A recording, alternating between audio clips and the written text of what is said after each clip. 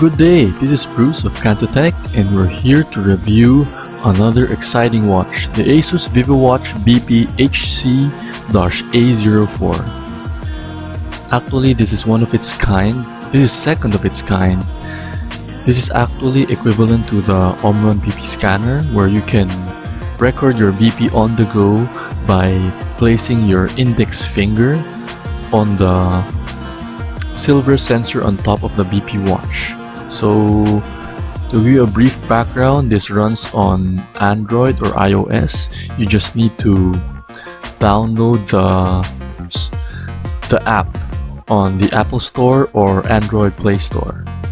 So actually this unit is not being sold in Philippines, but we are able to get a chance to buy one of these goodies in Taiwan. So let's open the box right now. So it's well sealed and everything is labeled in Chinese. So by the way, this is not running under the Android Wear, but a in-house software made by Asus. So this was made from scratch. So this is the Asus Vivo Watch BP manual. Everything is in Chinese, but we can see that this is a very simple watch to use. I don't think we'll have problem using it without even reading the instructions manual. So this is the watch itself. There's a lot of sensors at the front, and it's well boxed. So let's try to figure out how to remove this safely. Oh, you just actually pull the watch from the box. So there are still some plastics, and the strap is a normal strap. The strap is not changeable, and so basically if your strap breaks, it goes along with the watch. Hopefully Asus does repair these in their service centers. So let's carefully remove the plastic, and we are greeted with a very nice watch. So let's just remove the strap at the back, and we can compare it later with my Xiaomi Mi Band 3. So this is a side-by-side comparison with the Xiaomi Mi Band 3. So it's still new, and the rubber is quite grippy. So it's taking some time for me to strap it on my wrist. So it's safely strapped now, and we can compare both. So this is the sensor itself, where you can just tap or put your right index finger on top of your watch.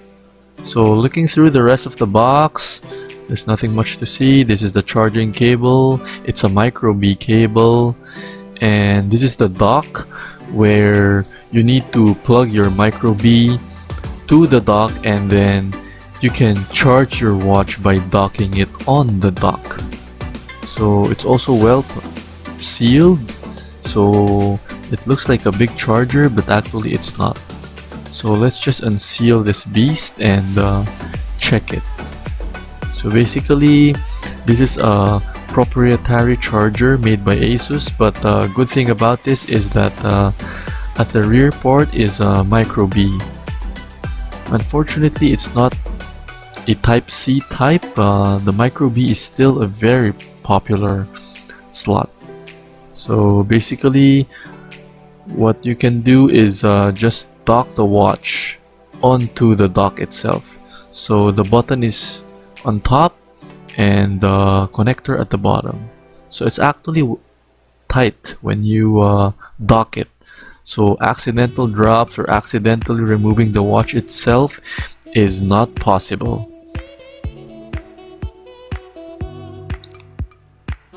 So let's go through the actual watch itself. Let's turn it on.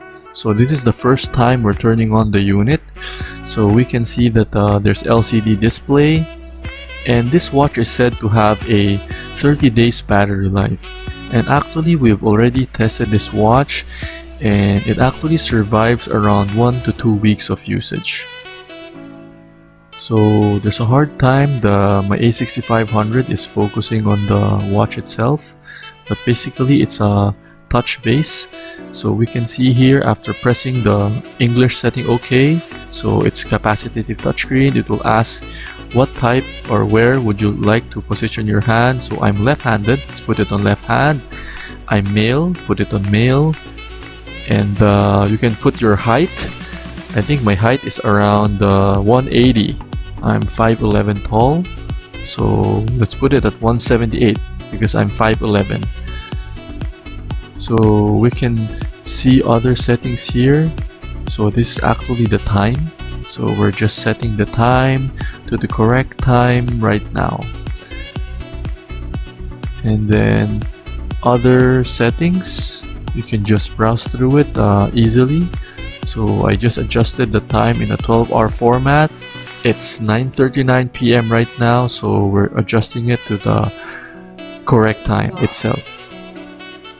So you just swipe up and down to change the time, the hour, and the minute.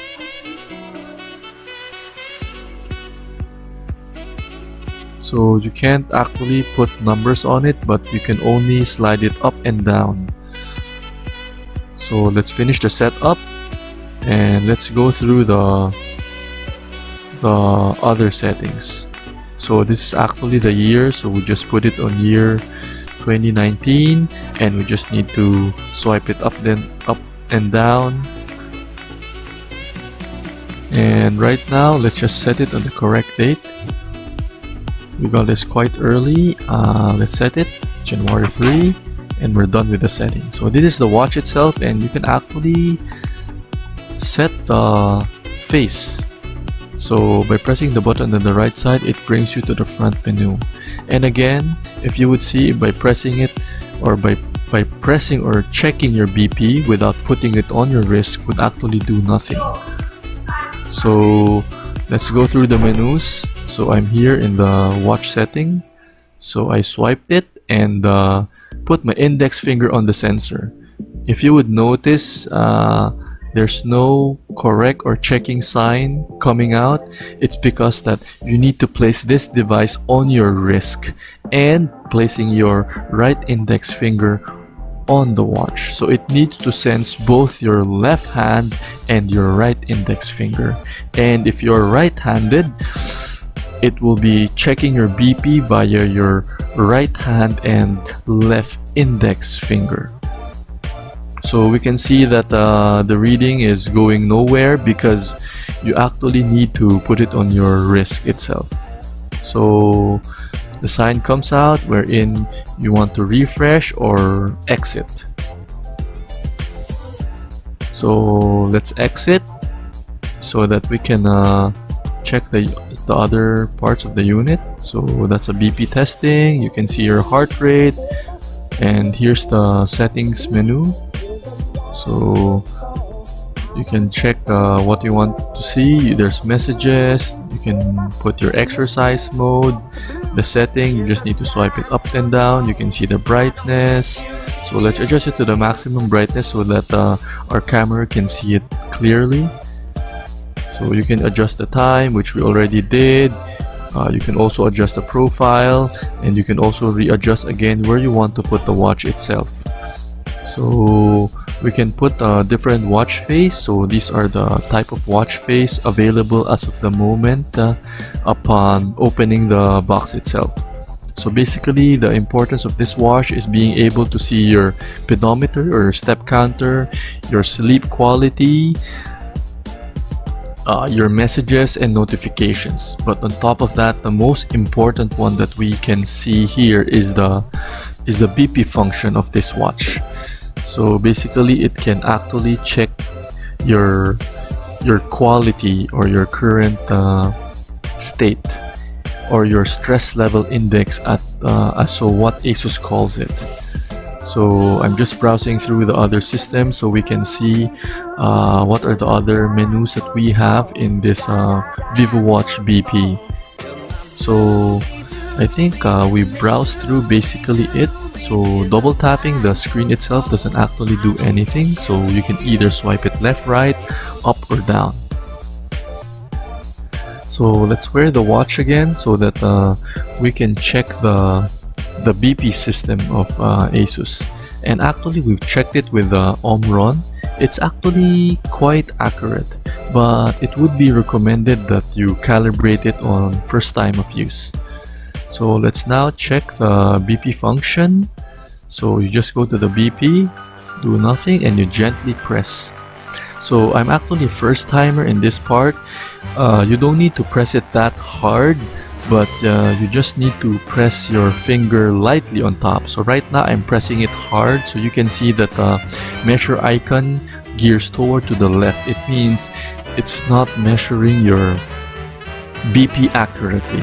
So you need to slightly increase or release the pressure so that there's a bar on the right that would go further to the check mark. Once you've done that correctly, it would stably measure your BP. So we can see that it will take some time of getting used to this BP system.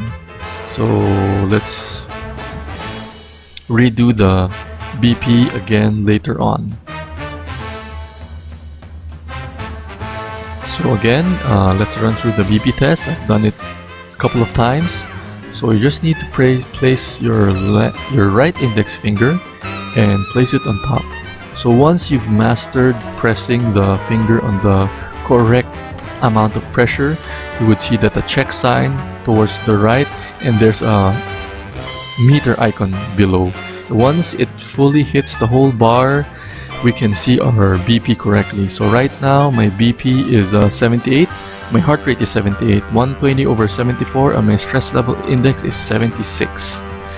So that's it for the Asus Vivo Watch BP, and this is Bruce signing out.